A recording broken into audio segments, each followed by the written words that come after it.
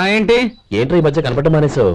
ఇదరా అక్కడి నుంచి నన్ను పిలిచింది. అసలు నేను అర్జెంట్ పని వెళ్తుంటే నీకు అంతర్చడి పని ఏంట్రా? మీలాగా నాకేం పని పాట లేదనుకుంటున్నారా? ఇలా చెట్టు కింద కూర్చో సొల్లు కబుర్లు చెప్పుకోవడానికి.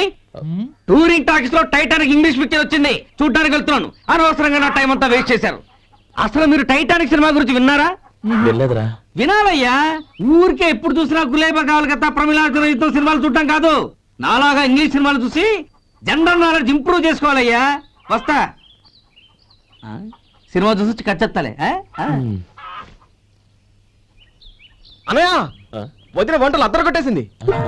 కోడి జాయింట్, చేపల పులుసు, మటన్ కుర్మా, కోడి గుడ్లు, చికెన్ బిర్యానీ, మసాలా బాగా దట్టించుంటారే. రేయ్, అవన్నీ నీకెందుకురా? ఏదో ఇంగ్లీష్ సినిమాకి వెళ్ళాలను. ఏ ఇంగ్లీష్ సినిమా అన్నాయా? పెద్ద ఇంగ్లీష్ సినిమా.